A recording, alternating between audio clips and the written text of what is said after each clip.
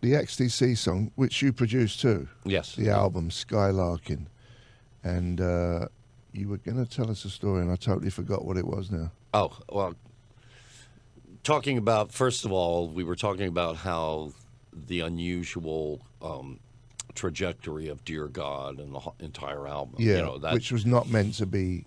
You didn't want it on the record. I wanted it on the record. Oh. No, it was part of my original.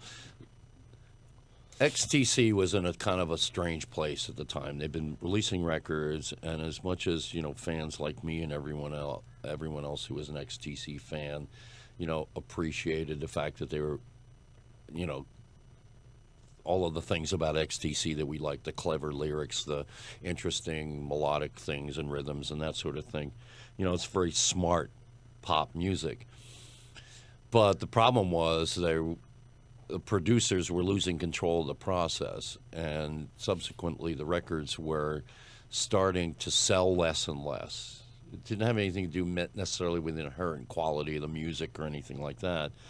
But me as a producer, I noticed things perhaps that other people don't notice. Mm-hmm.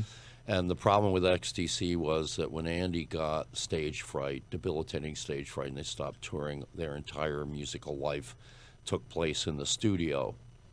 And so, in one sense, they never wanted records to be finished because that meant that the music stopped after that. But especially as they would get to the mixing process,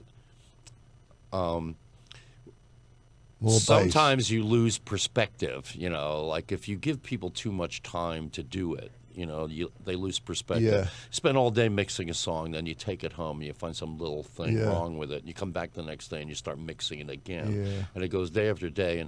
And for XTC, what would happen is like all of the air would go out of the mixes, you know, because Andy would find some little space he wanted to fill it in, you know, so he would like make something brighter or louder or whatever, so that it was kind of like it was losing its dynamics, you know. It's it's just like a thing that comes at you. And I would listen to like Steel Wheels. No, wait, is that a Rolling Stone record? Yeah. No. It's a different one. Not a good one. Not a good.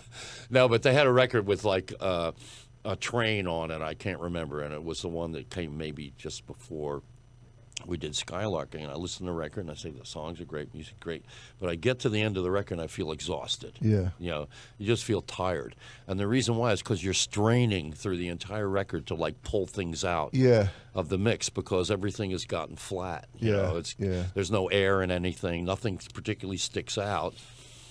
And, you know, so straining to pick things out of the mix makes you tired after you're done the record, and you don't look forward to hearing it again. Right.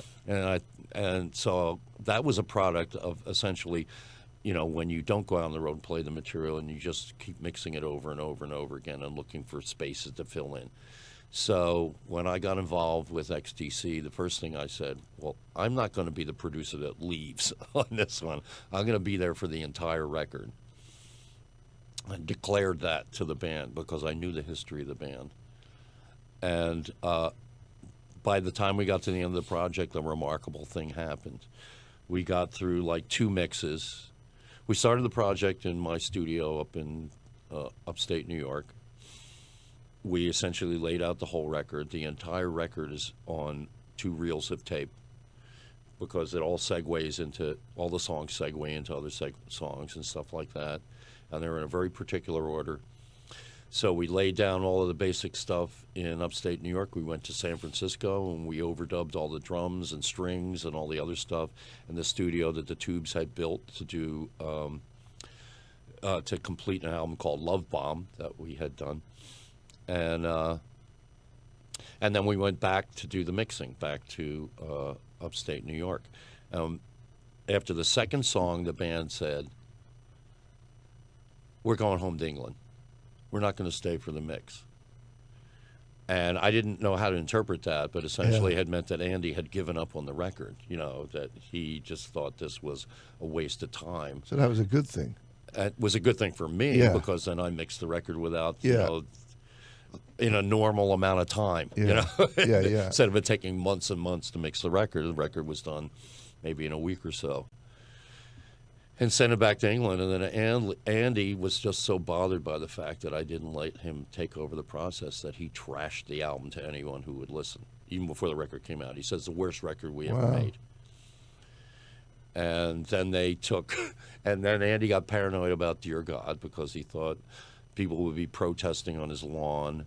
Right. And the A&R guy at Virgin, who actually connected me to them, said he didn't like the sound of children's voices on the record. So between them, they took Dear God off the album. And it became the B-side of Grass, the first single that they released. Yeah. And ironically enough, everybody flipped the single and went with the B-side, Dear God, and they had to scramble and put it back on the album again. So wild. It was, it Were they was good players? a Good weird music? rate. Amazing players. Yeah. I mean, Dave Gregory, the guitar player, is just a remarkable musician. He did the string arrangements for some of the songs, not all of the songs, but he did, for instance, a song called 1,000 Umbrellas, and it was just an amazing feat to the point that people now ask me if I would do arrangements for them thinking I did it. Yeah. you should just say, yeah, sure. Sure, I can do that. Yeah. Andy, get over here. But so he was he could read music and all that. Dave certainly could. Yeah. Dave was from a strictly musicianship standpoint, Dave was the most sophisticated musician in the band. And amazingly, before that record, he had never sung on a record before. And he has this amazing kind of breathy, airy, perfectly in tune voice that, you can listen to, song after song, but he only does occasional little things in the record. Hoping at some point he, decides to do something where he expresses that perhaps a little more.